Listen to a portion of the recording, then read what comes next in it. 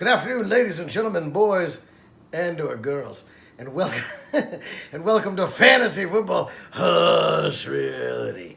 Now, in today's episode, we'll be talking about we're going to be looking at the rookies going into this season, breakout candidates, bounce back candidates. That's who I love. I always love because they're always devalued. They're always names you know, but people that they've lost faith in. And I always, to be honest, I think bounce back candidates are a safer bet than rookies or guys on new teams. So let's, really about rookies. Okay, so we'll also be looking at guys that I'm not buying it. I'm not buying it, and we'll also be looking at guys to keep an eye on. Guys that I think over the course of the season are going to prove to have tremendous value that they're probably not going to get drafted just yet. But first, let's talk about the rookies. Let's talk about the QB rookies. Let's start with, sorry, I'm feeling fat.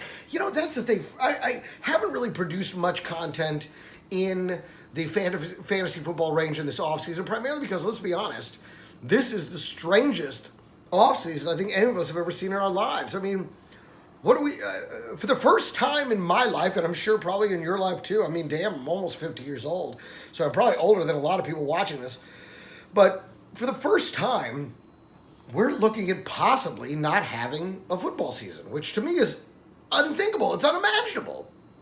And yet here we are. And not because of war, because of a virus, because of a pandemic, because of a global health crisis. And, when you look at now, we're looking at sports starting to come online. And in fact, rookies were supposed to report to camp yesterday, and they still didn't have, the NFL didn't have their safety protocols in place. They weren't keeping them in place, or they didn't have them in place fully. They hadn't fully negotiated out with the players' union. It took all the celebrities that had already fought for the right to protest on behalf of Black Lives Matter and to kneel, and they had to, their stars had to come out and demand that, like en masse. So they had to genuflect to that, or acquiesce. But it was only because the stars got together. It was only because they got together and were like, look, we're not going to, if you don't let us do it. So it wasn't one guy, when it was just one guy, they just shoved, Colin Kaepernick, they just shoved, okay. You know what, how about just nobody hires you? How about that? And then, but this time it was everybody. It was all their stars, everybody they need. Guys, they cannot have a viable product without. And those guys banded together, stood up, and said, no, we want to be able to do this. And of course, they bent to their will. And they did and they didn't. Because let's be honest, the owners themselves didn't come out individually like the players and say, I commit to this. No, they sent out their whipping boy. They sent out the guy they pay millions of dollars, Roger Goodell. They pay him millions of dollars to go out there and be the mouthpiece and say what has to be. He's basically their lawyer. He's the lawyer. When the guy doesn't want to lie and say he's not guilty, they trot out the lawyer, and the lawyer says he's not guilty. That's what this is. Roger Goodell came out and said, yes, we recognize that we were wrong, and blah, blah, blah. And essentially, he said it. But the owners, I don't think any one of them actually said it themselves. And I felt that was very key. But essentially, he speaks for the league. He said what they wanted him to say. He acquiesced, and so they got their way. Now with the testing, and when you look at, you have the NBA. They created the bubble. They're testing every single day. They had kind of set the standard. Now you have baseball. They're not creating a bubble. And you already have the Toronto Blue Jays. Toronto, Canada is like, nah, you're not coming back and forth across the border with the hot zone that the United States has become. So now the Blue Jays are having a look. They're like asking Americans, can we play in Pittsburgh? Can we play in Buffalo? Can we play? They're trying to find somewhere that they can play to be part of this shortened 60-game season that they're planning. NHL, again, they've all instituted very specific testing guidelines. The NFL was like, there's such, honestly, the most plantation mentality is NFL owners. Because they literally are just like, just show up for work. Just show up for work. And again, it took the biggest stars all coming together and saying, no, you need to get this right, and here's what we want, or we're not coming to work. And then they're like, okay, I guess we'll have a meeting. It's so funny. they just live in a world, in an ivory tower. They live in a world where they own, and that's the thing. When we do fantasy football and we're owners, it kind of, it really, and I felt this way for a long time, that I didn't like the idea of being an owner, of these play. I thought, we should, managers, we should just call ourselves managers. Because we're not owners. The idea that the whole thing has a very, the vibe I'm talking about. You feel what I'm laying down. But so anyways, they're finally now implementing daily testing. And for my money, even still, even the coach of the Rams, McVay, was saying that he wouldn't be surprised if it was a delayed season. Now the NFL is saying no preseason games, but while that may seem, good for the play, that may be their way of saying, okay, we're going to acquiesce to your protocol, that they want player safety.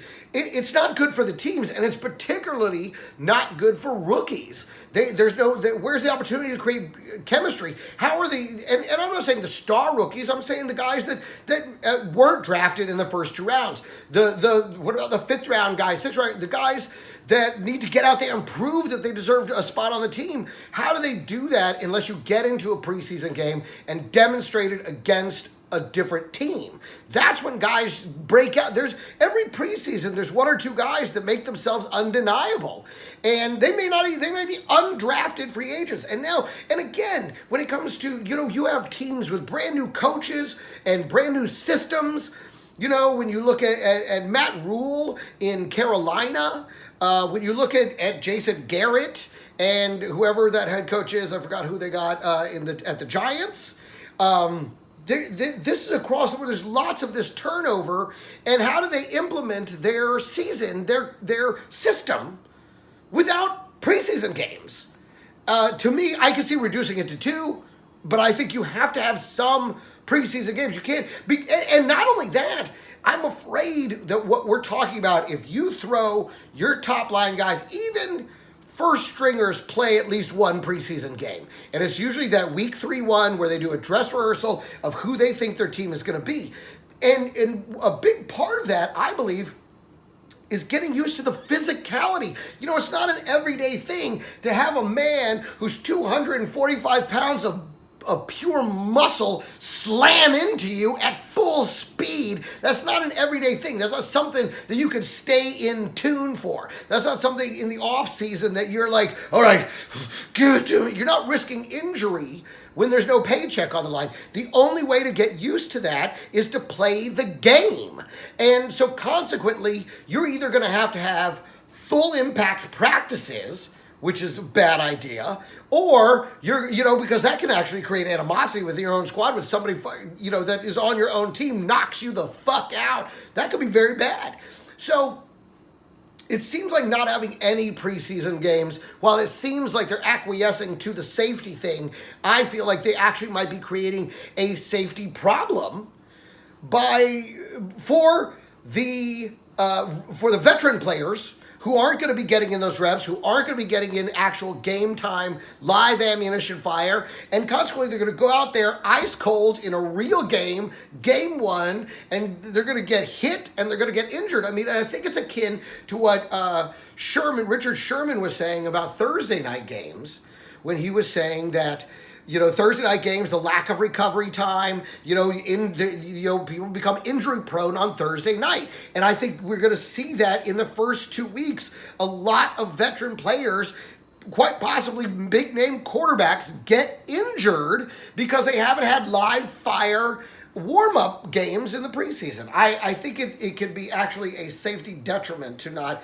as well as a developmental detriment. I just think you have to have at least 2 preseason games just to see what you got, to give guys a chance to really run their offense, really run their defense, find their legs, get used to getting hit, get used to going full speed before you just throw them into the fire of a game where everyone's going 100% from the go. People are going to get hurt. And that's my opinion on that. But and because of that, I think this is going to be the toughest season ever when you look at it's going to affect people who are rookies, who have never played with these guys and have zero chemistry, as well as teams implementing new systems. And so to me, you got to wonder, how much does that weight the value, particularly in that first round, of guys that are in established systems versus guys running a new system? So now when we look at, let's talk about those top 4 running backs. Let's talk about Christian McCaffrey. Let's talk about Saquon Barkley. Let's talk about, really quickly, let's talk about Alvin Kamara. King Henry is in that conversation. And of course, so top 5 guys with Zeke Elliott. Which is weird the way Zeke gets marginalized, because he's just so good that it's almost one of those things you expected. It doesn't excite you the way it did, despite the fact that, even in a down season, he was still the number 3 running back overall. So, so when you look at Christian McCaffrey, he's got a new head coach, he's got a new system, and he's got a new quarterback. I know we all want to say that he's, that he's position proof, that he's still going to be amazing, but you got to wonder, it's at least going to hinder him in the first 3, 4, 5 games. And again, lack of chemistry with the quarterback, does that put him in harm's way? Does he not knowing where he's going to be in the flat, per se, from being able to, having built that chemistry, is he going to hang him out there to dry where he gets, because the thing with Christian McCaffrey is he's good at avoiding getting hit. But with someone that doesn't know exactly where to place the ball for him in his speed and his cadence, that could lead to danger. So that's a precarious situation. What is Matt Rule going to do? We honestly don't know what a Matt Rule offense is. He came from college. And you can't necessarily, we've seen what happens when you try to just directly transplant the college game into the pros. It doesn't work. We saw it with that jerk face up that went up. Thank God he ruined Philly. I was fine with that as a Cowboys fan. I was fine to watch him ruin Philly. But he did. And then he went out and ruined San Francisco. So his name I can't recall, but he was, prolific up at Oregon, and then just was garbage in the NFL. The defense didn't have time to rest. Their offensive, they were in and off the field. And, the max amount of time they could take up was like 2-3 minutes. It was terrible. So you have a problem there. Now we look at Saquon Barkley. Now Saquon's a guy that I'm extremely high on this season, primarily because he is in many ways a bounce-back candidate. I mean, he is, because last season, despite still having a very good season, especially down the stretch, he missed, I think he missed 3 games, 4 games, because of the high ankle sprain, and he really was not himself for at least 6-7 games. He was not. But then once you knew this, I think it was somewhere around week 10 or when you could tell he was back, because the cuts were there again, and the explosiveness was there again, and he dominated. And I'll say this, in my league of record, the Silent Nation League, the Saquon Barkley has been in the championship game every single year that he's, the 2 years that he's been in the league. First with my team, and then with the team that won last year. So it was, so he's still a dominant player. And when you talk about Jason Garrett, I think his best role is offensive coordinator. I don't think he was able to really command the respect of the troops in Dallas the way he needed to. Not necessarily respect, but they didn't fear him. They could go fuck around all week or whatever, and they'd show up, and they weren't going to get in any trouble. They didn't fear. There was no discipline. I felt like there was a lack of discipline in Dallas with Jason Garrett, and a lack of motivation, quite frankly, a lack of motivation. I mean, a lot of great coaches are great motivators. They're great motivators in the minute. Now, you could say that Bill Belichick is not a great motivator, but, we're not up and close and personal with him. He doesn't show his cards. He might be an unbelievable motivator for all we know.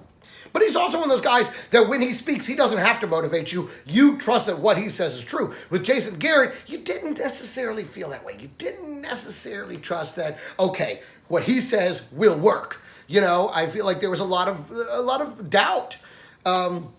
Now, so what you have now, though, so while I'm excited about him as the offensive coordinator for the New York Giants, to give Saquon Barkley his best season. To me, he could possibly have it. Again, we're looking at a lack of opportunity for the two of them to come together and work on this and build their chemistry and him to get to know and learn to call the plays that are going to work for him. But ultimately, I think that's a detriment that plays out over the first couple of weeks, and then after the first couple of weeks, I think that you're going to see Saquon Barkley absolutely have. I think he winds up easily being the number one running back this season.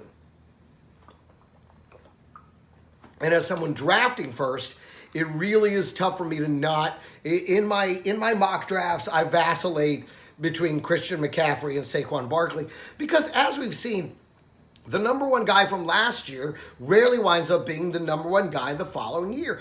Even with Ezekiel Elliott, number one, and then number three, and then number four, and so it hasn't been, so it rarely translates directly season to season.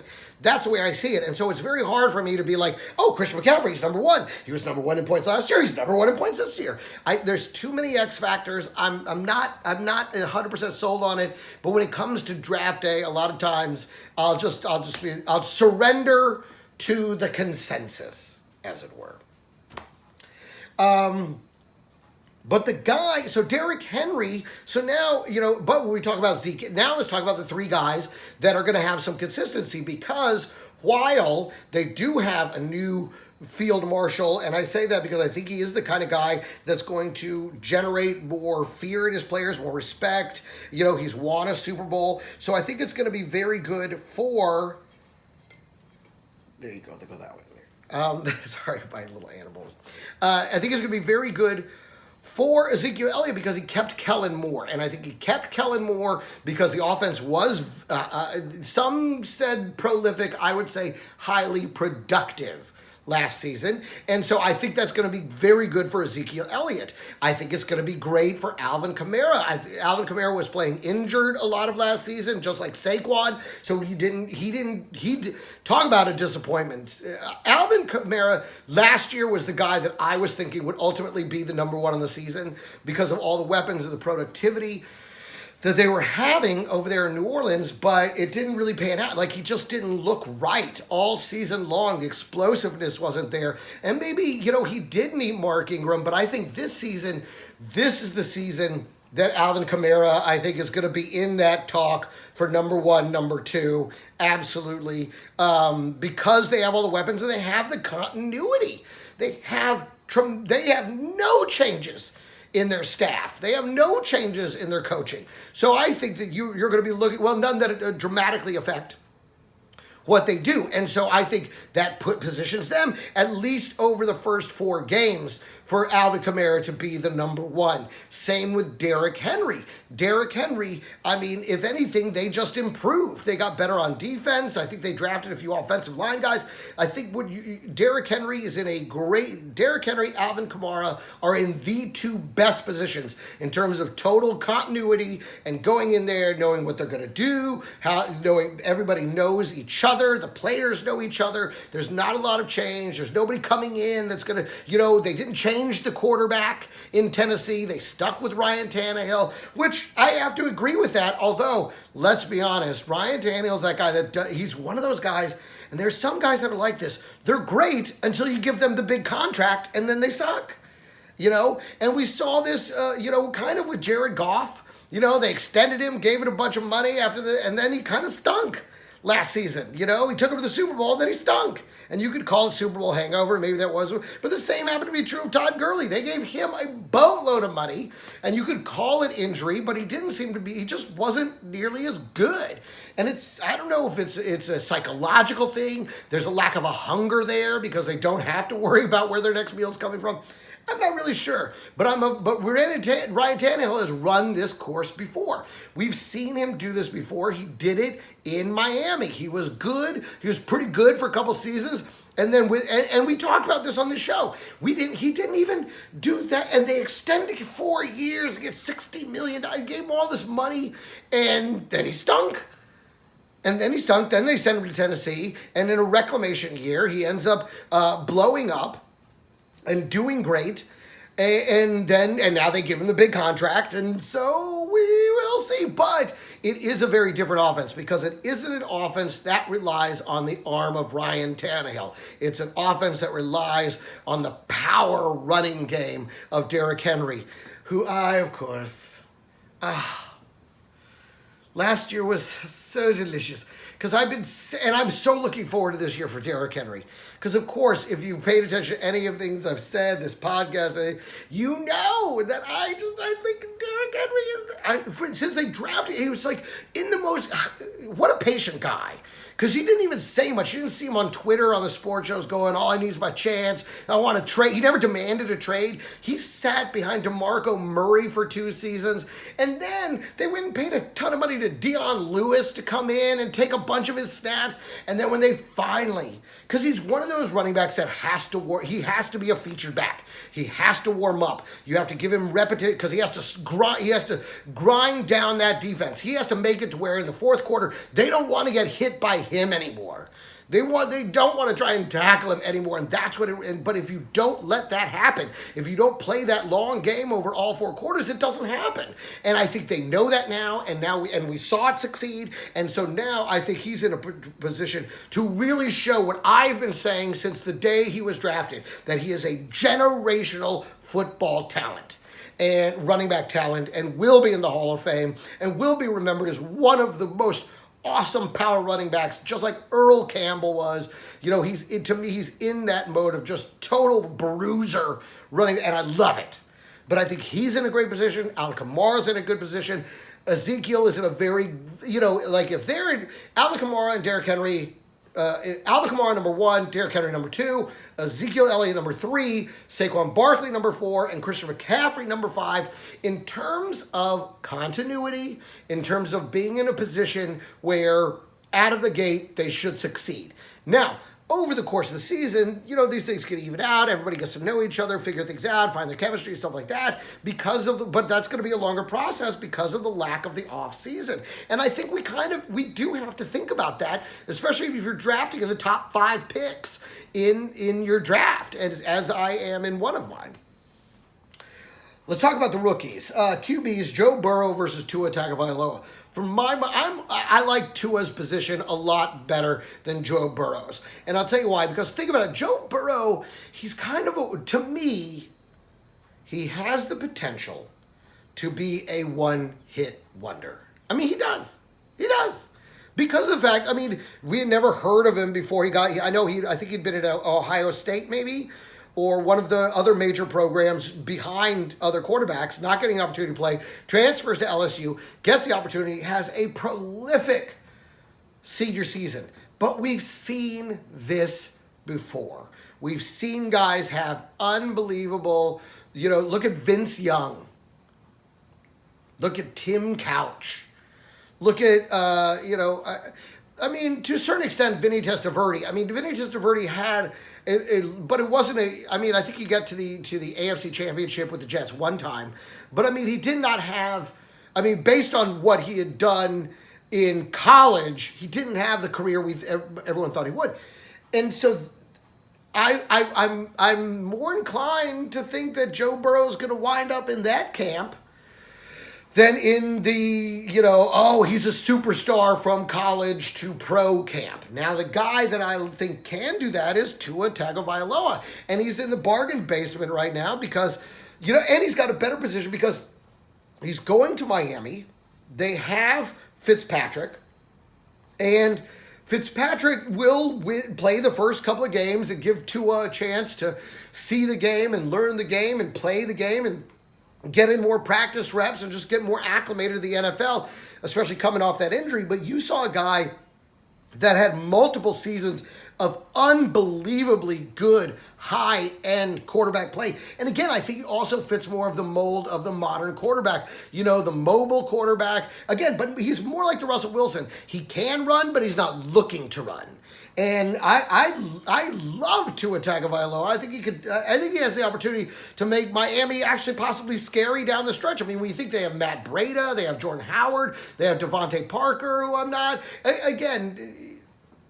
too high on him, but he showed tremendous potential with Ryan Fitzpatrick last season. And so, if those elements were to come together, I don't think they have a defense, but they could be offensively pretty decent towards the end of the season once Tua takes over. And I think that does happen. Or he winds up sitting the entire season. It's very hard to say. Maybe if Fitzpatrick does play pretty well, they may just keep Tua on this. But I like his setup better, than I like Joe Burrow. Because Joe Burrow basically right now, Joe Burrow for Cincinnati is what LeBron James was for Cleveland. Like, they're expecting him to be the hometown hero who comes back and takes them to the promised land. And even LeBron suffered under that pressure, and despite being great and getting to the NBA Finals, it took him leaving, going away, winning championships somewhere else, and then coming back to win a championship for that team. Now, Joe Burrow does have some weapons. And AJ Green, he's on my bounce back list. So he might have a very good season, but I'm afraid it's the lack of preparation, the lack of offseason, the lack of chemistry, the incredible pressure. I think all that adds up to like a 3-13 season for Joe Burrow, and it ultimately may. And again, he hasn't played against NFL defenses. He played, it's a different game when every single person on that side of the line was the best player to ever play that position at his college. So am I drafting either one? Honestly, late round flyer, I might pick up Tua. I might late round flyer Joe Burrow too. Let's talk about the rookie RBs, because these are the guys that tend to get thrown right into the fire. Primarily, we're talking about Clyde Edwards-Helaire versus Jonathan Taylor versus Cam Akers. Although I feel like I'm leaving one of them out here, but essentially, there's Swift up there, DeAndre Swift, that's up in Detroit. You have Jk Dobbins in Baltimore. So there's a lot of strong potential rookie running backs. Now, the one that I think all of them have the problem of sitting behind an established guy who's done very well. When you talk about Damian Williams in Kansas City, the only reason he really lost snaps last year was because of injury. And it could be that once that happens, Clyde takes over and no one ever, we don't see a lot of Damian Williams ever again. But I think he is in the best position with the best offense. And he's the guy that, catches a ton of passes out of the backfield. I think for fantasy purposes, I love Clyde Edwards-Helaire. When you talk about Jonathan Taylor, everybody's excited about Jonathan Taylor. And I am too, in that Indianapolis has a tremendous offensive line. I think some have ranked it as high as number 1. But they're usually in that top 3 offensive line conversations going into this season. But again, he's sitting behind Marlon Mack. And again, Marlon Mack was really effective, except when he was injured. So he's going to have trouble getting around Marlon Mack. He isn't automatic. And we saw this last year with the guy, David, not Armstrong or whatever, the one in Chicago. The running back of Chicago. We saw this with Darrell Henderson in Los Angeles. All these guys that we thought were going to take over snaps, come out and take over snaps, and it didn't happen. And I'm afraid that might be the case with Jonathan Taylor, more so than with Clyde Edwards-Helaire. And then there's Cam Akers, who I was very excited about going over there to Los Angeles, which just seemed like there was, this open opportunity left, this giant gaping hole left by Todd Gurley. But now, Sean McVay has come out and said that the running back by committee worked really great in San Francisco. I think that could work great for us too. So and we're talking about a 3-headed monster there with Marlon Brown, Darrell Henderson, and now Cam Akers. Now, a guy with real opportunity is this guy, Keyshawn Vaughn or Kevon down in Tampa Bay, because Tampa Bay struggled at running back probably the most. The position they struggled the most at, aside from quarterback, which anyways, I don't even want to talk about my stupid prediction about Jameis Winston, but I really thought, let's talk about, last year, because he was throwing I figured in the offseason he would work with Arians, and he got the LASIK, and I'm like, this guy, he's going to come back out, and he's going to throw, he like crazy next season, and then he got in.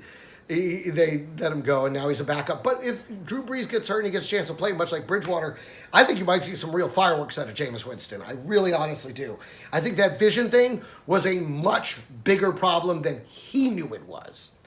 Because, as someone who wears glasses and contacts, when you don't wear them, I don't wear them a lot, and so you kind of get used to the world looking the way that it looks. And then you put on your glasses and realize how far afield from accuracy you actually were. And if you look at what was going on with Jameis Winston, I think that was a big part of it.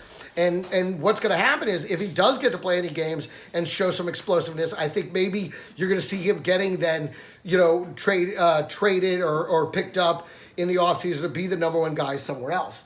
But I like Keyshawn Vaughn there in that opportunity because, again, Peyton Barber, the other guy, Rojo, Roland Jones, or whatever, they didn't do great. So I think he has a real opportunity, although I think they may have just picked somebody up, and I'm not thinking of it right now. But he's a guy that I like, has opportunity over there. So in terms of running backs, the guy that I think, in terms of rookie running backs, the guy that I think absolutely has the greatest opportunity, potential to actually do what people think he's going to do, I think is Clyde Edwards-Helaire. It could be Jonathan Taylor. Those are the two guys that I think are in best positioned, especially with that obviously with the explosive offense that they have in Kansas City, but with the offensive line and now with Phillip Rivers actually making them fear the throw the way they did against Andrew Luck. But don't be surprised if that opens Marlon Mack comes out of the gate and looks fantastic, and Jonathan Taylor doesn't get all the touches that we think he's going to. Now let's talk about wide receivers. This is another position that requires chemistry. Excuse me. It requires chemistry with the quarterback.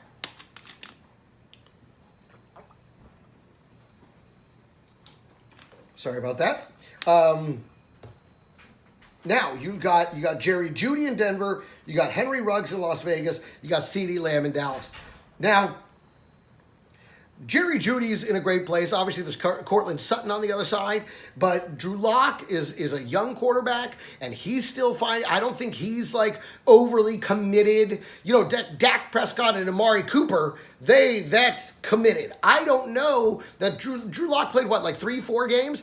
I don't feel like he's overly committed to Cortland Sutton, which really leaves the door open for Jerry Jeudy to really be his guy.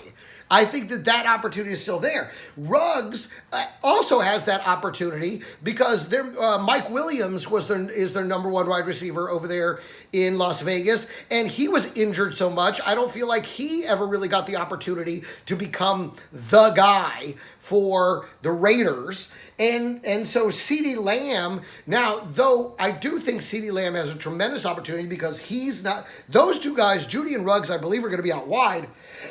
CeeDee Lamb is going to be in the slot. And I think that, when it comes to PPR leagues and receptions and his ability, what he does after he catches the ball, I think you're looking at another one of the great slot receivers in CeeDee Lamb. But honestly, I think all three of them are in great positions to be incredibly successful very early. And they even gave CeeDee Lamb got the 88. That's mind-blowing. And don't be surprised. Michael Gallup got over 1,000 yards last season, but if CeeDee Lamb proves to be a stronger, more dependable receiver, don't be surprised if he kind of maybe forces Gallup out a little bit to where he's more of in the 3 wide receiver sets and CeeDee Lamb is more in the 2 wide receiver sets. So we'll see how that plays out. But I like all 3 of these receivers. And if we're talking about wide receivers for 1 second, let's talk about wide receivers for 1 second. Because if we're talking about wide receivers, I think this year, in terms of dependable featured running backs at the top, very thin. But when you look at wide receivers, I think there's so much value down the line that I think investing in the big name brand wide receivers isn't as imperative this season as it has been other seasons. There was one season where wide receivers absolutely like Antonio Brown went number 1 and Julio Jones was number 2, and they took over for the running backs. But I think because there is a bit of a short it's a shorter list in terms of guys who are going to be true RB1s versus guys who are going to be true wide receiver ones. I think there's so much value, and we're going to get to some of those value guys, a lot of bounce back guys that I think are, and coming to mind right off the bat. I mean, I can't wait to see what Stephon Diggs does in Buffalo. I think he's a guy lower down there, 5, 6, 7 rounds that is going to be a wide receiver, a dominant wide receiver one. Also down there, there's Brandon Cooks. Brandon Cooks is stepping into a role. Who else they got? I mean, the other Will Fuller in Houston. You have this incredible quarterback, and the other wide receivers can't stay on the field. Cannot do it. Brandon Cooks has the opportunity to absolutely, and he's on my breakout list. So I think there's a lot of down, and then these rookies, Judy, Ruggs, CeeDee Lamb, you get them cheap now, you're in a keeper league. These guys could have absolutely be massive star potential, and I would recommend, for me, my strategy, I think this year, because I'm drafting one in that league, I think it's going to be heavy RB and elite quarterback and tight end at the top, and then filling in with just a lot of very valuable quality who are going to be wide receiver ones that I think are being undervalued right now. I think there's just a much, much greater supply of strong wide receivers. Let's talk about breakouts. A lot of people are talking about Drew Lock. And listen, I can't disagree with him because he's got the weapons. He's got Cortland Sutton. He's got Jerry Jeudy. Now in the running back, talk about a committee. I mean, you have Melvin Gordon and Phillip Lindsay, which granted kind of ruins the value for both of them because I think it's absolutely going to be a back and forth. But Melvin Gordon, he's chomping at the bit to prove what he can actually do. But Phillip Lindsay is definitely wanting to do better than he did last season. I think he was disappointed. I know I was disappointed in him. It's going to hurt both, but Drew Lock is in a great position right there because he showed tremendous potential. And with those weapons, I just think that he might actually be a breakout this year.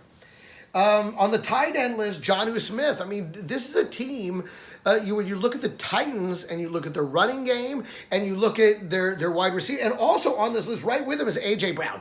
A.J. Brown, I think, what began to really show us, I think he's developed that chemistry with Ryan Tannehill. I think he's locked in as their wide receiver one.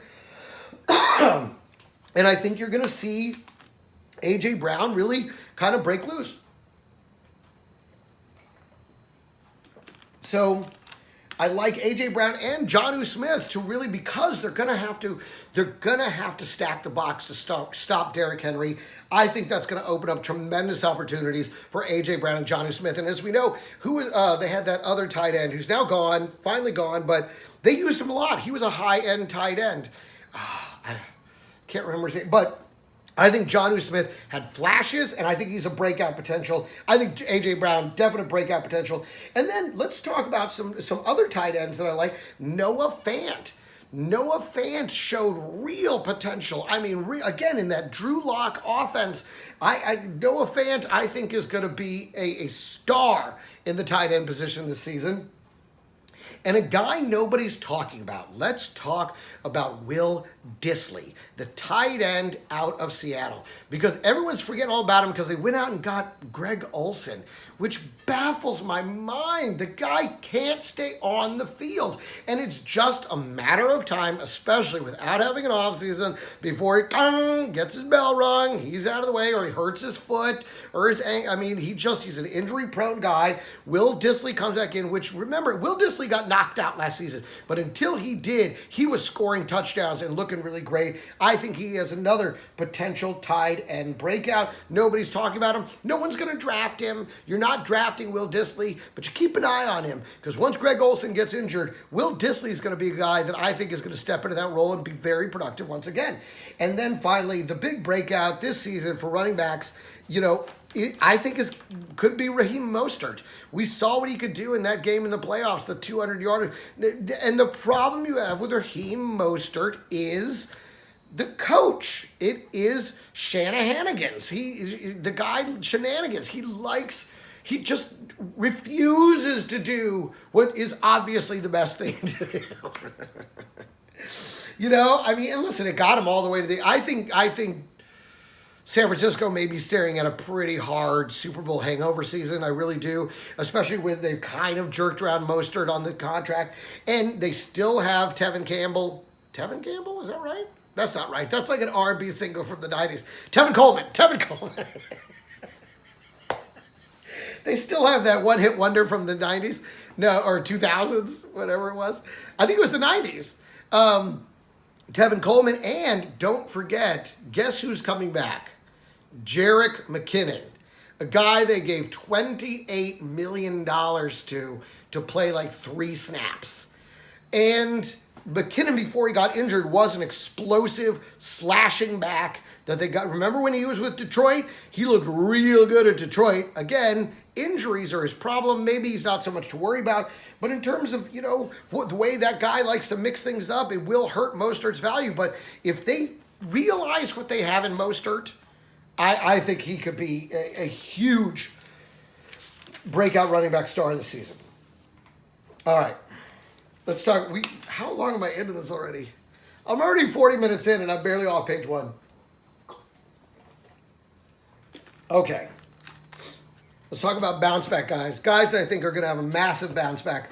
Marquis Brown, Hollywood Brown. He had that one big opening game, but he had a foot problem. It injured his whole season. I understand he's 100% now. He's been talking himself up. I believe him. It's Antonio Brown's cousin. We saw the speed. We saw the ability. I think Marquis Brown, huge comeback season.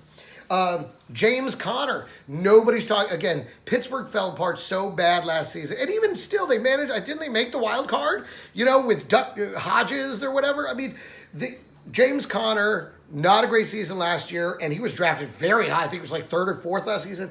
Now he's like down there in like the 3rd round. I think James Conner, major bounce back. Again, because Ben is coming back, I think Ben is a huge bounce back. You want to pick a quarterback late rounds? Pick up Ben Roethlisberger. I love a motivated guy who's already proven he's got the stuff, but he's been, sometimes that step, for a guy that competitive, that accomplished, to have to sit there and watch for a season. I think that motivation, it just, when when Adrian Peterson, I drafted him number 1 overall after he'd been out for a season, and he proved me right, ran for 2,000 yards, led the league. And I love guys that come back that are that kind of talent with that kind of motivation can lead to a huge season. I think James Conner and Juju Smith-Schuster, another guy that everyone's talking up, Deontay Johnson. Well, maybe, but I don't know that he has the chemistry with Ben Roethlisberger that Juju Smith does. I don't think he has the size that Juju Smith does. Again, losing Ben changed everything for that team. Juju is now a value pickup in the 3rd round, and I think Juju is, I don't know if, again, without the offseason, without the preseasons, I don't know if Deontay Johnson is going to have the immediate effect that Juju Smith-Schuster will. If anything, Deontay Johnson will be productive because Juju Smith might do so well, he's just drawing double teams across the board. Deontay Johnson becomes open. But I love James Conner. I love Juju Smith-Schuster. Another guy, T.Y. Hilton. That's another value guy down there in the 4, 5, 6, 7 round that nobody's talking about. Him and A.J. Green. 2 guys, again, massive talent, had to watch for a season. You know that they're going to come back and want to do huge things. A.J. Green, Joe Burrow might possibly be magic. But T.Y. Hilton with Phillip Rivers, I think that is money in the bank, baby. I think you cash that check all day long, man. I love T.Y. Hilton in those value rounds, and that's why for me, I'm not too worried about the names at the top because I see Juju, I see T.Y., I see A.J., I see Brandon Cooks. This guy, let's be honest, he's been a disappointment. But now at Houston, Nuke Hopkins is gone. The other 2 guys are injury prone. I think that it is a perfect storm for Brandon Cooks to be a true wide receiver 1 and bring home the bacon. Another guy liking a bounce back, Emmanuel Sanders.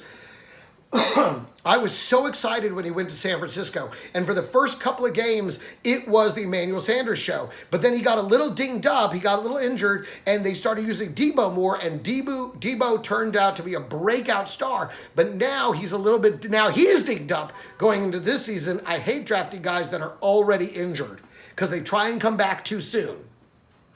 But Emmanuel Sanders, now he's the true number 2 down there in a wildly explosive, pass-happy offense in New Orleans. And I think this lines up for possibly Drew Brees' biggest season. To have Emmanuel Sanders working as a wide receiver 2 or potentially out of the slot versus Michael Thomas with Alvin Kamara, with Jared Cook. I mean, oh man. I think, and Latavius Murray, I think Emmanuel Sanders, again, him and CeeDee Lamb are 2 guys that are not wide receiver 1s that I expect to be incredibly good wide receiver 2s. That put up wide receiver 1 production in terms of fantasy football points week in, week out. And finally, and people are going to call me crazy, but Baker Mayfield. I like Baker Mayfield for a big bounce back this season, and I like him for a big bounce back because of the fact that he still has tremendous weapons. Odell Beckham Jr., he's another bounce back. I think I like because he said he had that injury. I think he had surgery in the offseason to repair it. He's back to being 100%. We finally saw what we should be getting out of Jarvis Landry. Without this offseason of hype, and you know what really, I went and drafted Baker Mayfield like the 4th round last year. So stupid. And I was afraid, but the numbers were there. Everything was there. But when I saw him like chugging a beer and the hype machine, the hype machine just kills people. It makes them work less hard. And I think maybe with focus, no hype, having been slapped around a few times, and now a head coach that I think knows how to coach this offense and make it hum, I think Baker Mayfield is in line to really, really make an impact this season. And again, Cleveland has an incredibly good defense. So those 2 things together, don't be surprised if we're talking about Cleveland when we go down the stretch. Let's talk about some guys that I'm not buying it. Number 1, Miles Sanders. I know he's one of those guys that gives you 1 or 2 big games, and you're like, yes! But then the other games, it's not there. I'm not, for what he's being drafted in the 2nd round, top of the 2nd round to mid-2nd round, I'm not a big believer. Although, to his credit, there is no longer, like Jordan Howard isn't there to get in his way anymore. So maybe he does truly break out this season. But right now, for me, not buying it. Austin Eckler. Now, he was a guy I was totally wrong about last season. But this season, he had Phillip Rivers. Which again, when you have Phillip Rivers, you have to worry about the pass. Now he has Tyrod Taylor or Justin Herbert. Neither one of these 2 guys they're going to play to stop the run. They're going to play to stop Austin Eckler. I worry about the position he's in. I worry that having the focus on him, being the premier guy, not being the underdog, might genuinely affect his potential this season. Allen Robinson. It's another guy. And the only reason to me, he's hot and cold. And the quarterback play is so iffy. You have Trubisky, who nobody knows what he's going to do, and you have Nick Foles, which nobody knows what he's going to do. Nick Foles wants a Super Bowl, then he went down and lost his job to Gardner Minshew after they gave him $80 million. Because, again, Nick Foles is a lot like Ryan Tannehill. Like he wins big games, gets a big contract, sucks. I don't know how that happens. I don't know why it happens. But he's one of those guys that does that. And now you have 2 guys with the potential to kind of suck. So, not buying it with Allen Robinson. One guy I'm definitely not buying it with, Darius Geis. Now, I had this problem with Dalvin Cook, and Dalvin Cook proved me wrong last season. Don't be surprised if Dalvin Cook gets injured this season. Darius Geis cannot stay on the field. Cannot do it. Both his knees, I think he has bionic knees at this point. I'm not touching Darius Geis. Even if he comes out and has an amazing game, yes, the potential's always been there, but he just can't stay on the field. There's a reason that Adrian Peterson is still in the league, and that reason is Darius Geis. Devontae Parker, again, is Devontae Parker going to be the man when Tua Tagovailoa takes over? That's it. We've seen this quarterback to quarterback, who they have the chemistry with changes. And just because he had great chemistry with Ryan Fitzpatrick doesn't mean he's going to have it with Tua. We don't know when that transition happens, if it happens at all. I don't like the situation there. For me, I'm not touching Devontae Parker either. And a guy I'm not buying it on, Rob Gronkowski.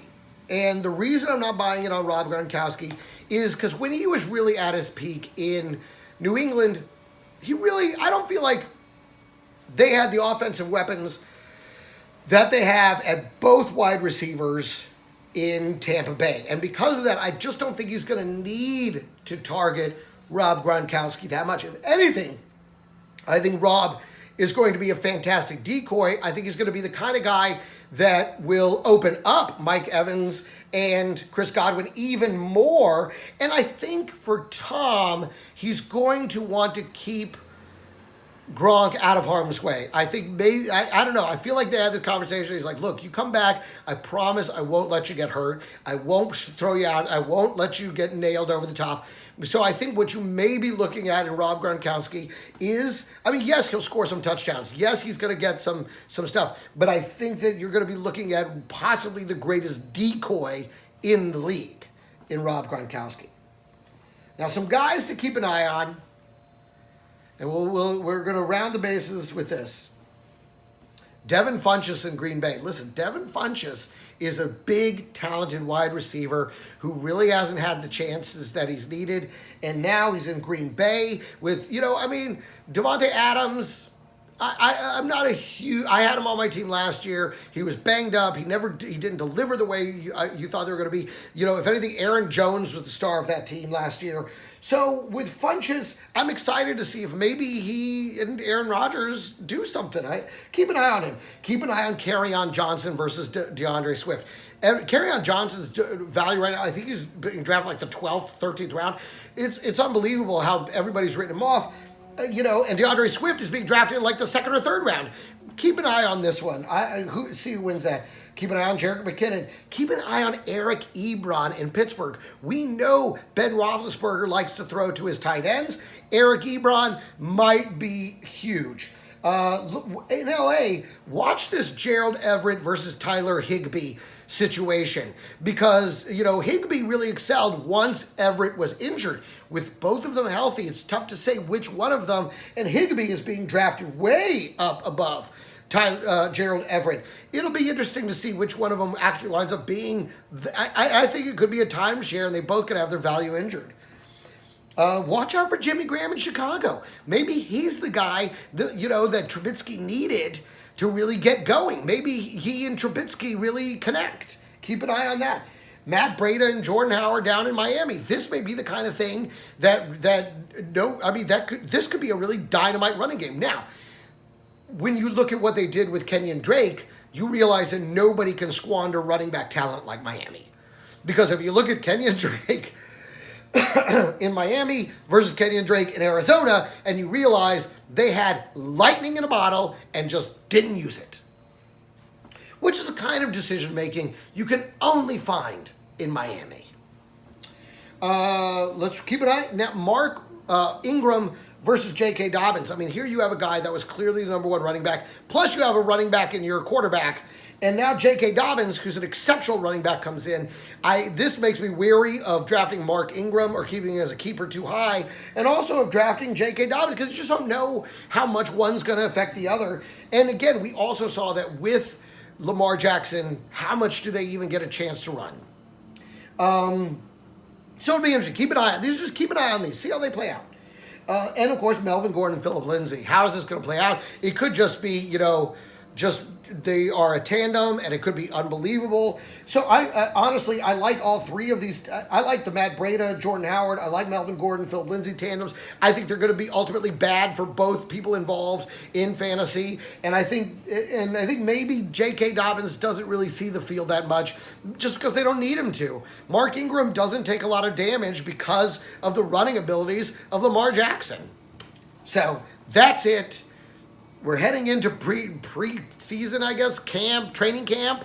and I'm very excited. I hope we have a season. I know you're as excited and also as scared as I am. I feel tremendous trepidation, but I love football. I love fantasy football. Let's have a great season.